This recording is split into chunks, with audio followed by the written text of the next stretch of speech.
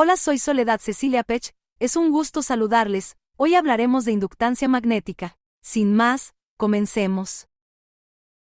La ley de Ampere y de Biot-Savart, por tratarse de formulaciones matemáticas que permitían determinar las fuerzas y campos magnéticos, despertó la fascinación de los investigadores con las posibles aplicaciones de los conceptos electromagnéticos y a su vez esta aplicación de los conceptos mostraba nuevas áreas de estudio para resolver nuevos problemas. Establece que el flujo magnético a través de cualquier superficie cerrada siempre es cero, es decir, no pueden existir imanes con un solo polo. Visto desde el punto de vista de las líneas de campo, dada una superficie cerrada, toda línea de campo que entra a esta superficie sale en algún punto de esta. La ley de Gauss del magnetismo es indicador de la inexistencia o imposibilidad de encontrar una fuente de campo conocido como monopolo magnético. La ley postula que el flujo del campo magnético a través de cualquier superficie cerrada es nulo. La descripción matemática corresponde a una de las ecuaciones de Maxwell. Esta descripción se hace por medio del cálculo vectorial, en donde se aplaza el teorema de la divergencia de Gauss, con el cual se obtiene la siguiente expresión que consta de las integrales de los flujos magnéticos.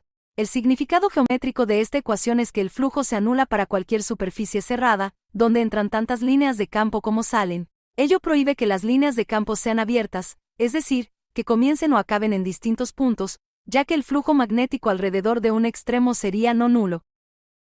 Ley de Faraday y Lenz.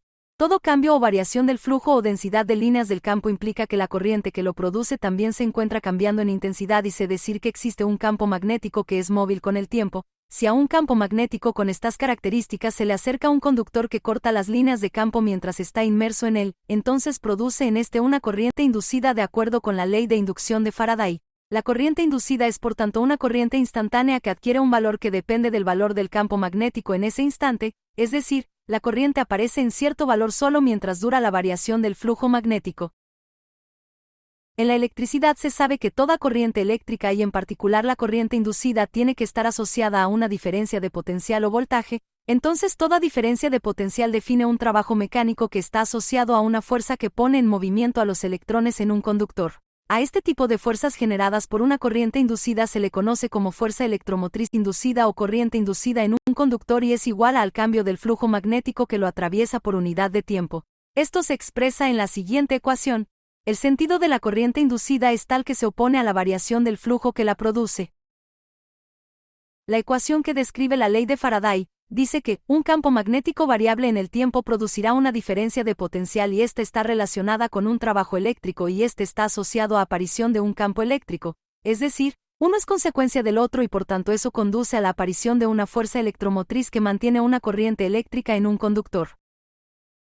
Para funcionar eficazmente requieren de un flujo magnético variable en el tiempo. Una de las maneras es moviendo las espiras de alambre conductor entre dos imanes para obtener la variación del flujo, en donde se aplica una fuerza motriz que puede provenir del viento en el caso de los generadores eólicos o de la fuerza del vapor en una turbina.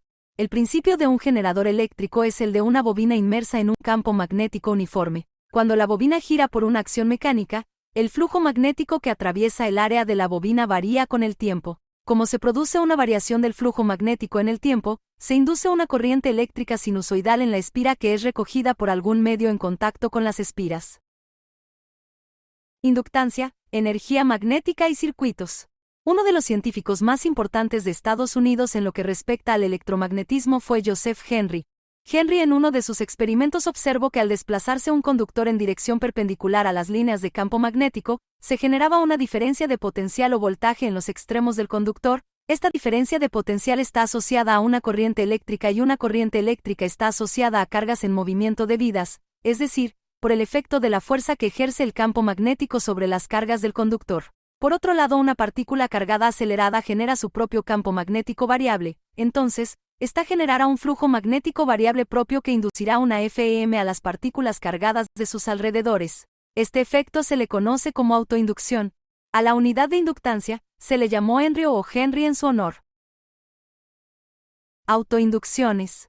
La inductancia L, la cual describe la oposición a un cambio en la corriente de una bobina o inductor, la cual se caracteriza por almacenar energía en presencia de un campo magnético. L es la constante de proporcionalidad llamada inductancia. La expresión da relación del flujo magnético φ y la intensidad de corriente eléctrica y que circula por la bobina y el número de vueltas n del devanado o embobinado. Analizando la expresión se puede ver que un aumento en la corriente implica un aumento en el flujo magnético Φ, y que al aumentar el número de espiras del embobinado la inductancia L aumenta. Se sabe que el cambio del flujo en el tiempo describe una Fm y esta caracteriza una diferencia de potencial o voltaje, entonces se obtiene una expresión del voltaje en términos de dos cantidades que pueden medirse más fácilmente, como es el caso del voltaje y amperaje. Por otro lado, si el núcleo del embobinado es llenado con un material ferromagnético, se obtiene una ganancia considerable de flujo magnético, en consecuencia la inductancia aumentará. La unidad de inductancia es el Henry. La ecuación es con la que es posible construir transformadores elevadores o reductores de voltaje. Los transformadores cuentan con dos conceptos llamados autoinductancia e inductancia mutua, que están relacionados con la energía y el eslabonamiento de flujo, esto es, el embobinado primario es excitado por una corriente IP, que genera el flujo magnético Φ que atraviesa el núcleo de hierro, pero no todo el flujo que corta las espiras del primario corta las del secundario. El flujo que eslabona los embobinados primario y secundario es llamado flujo mutuo Φ mutuo. El flujo que corta únicamente las espiras del primario se conoce con el nombre de eslabonamiento de flujo primario Φ11.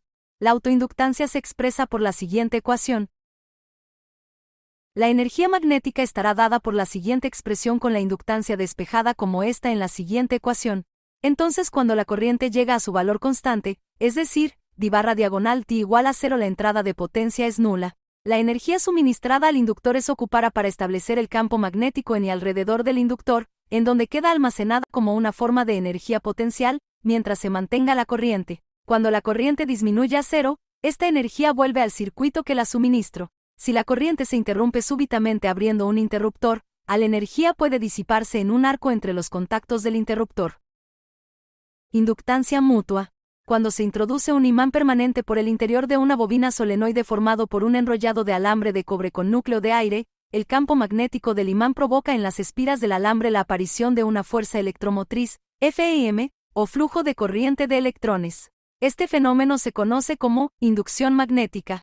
Cuando a una bobina con propiedades de inducción electromagnética se aproxima a otra bobina, la primera inducirá en la segunda una fuerza electromotriz o voltaje variable con el tiempo y por supuesto una corriente variable. El circuito C2D. Cuando circula una corriente I1 en el circuito C1, se genera un campo magnético B1 que atraviesa el circuito C2. La inductancia mutua se expresa como L1 y 2 es igual a I1 entre lambda 1 y 2. Recuerda que por cualquier duda o comentario puedes contactarme. Muchas gracias, te invito a ver la siguiente videocápsula.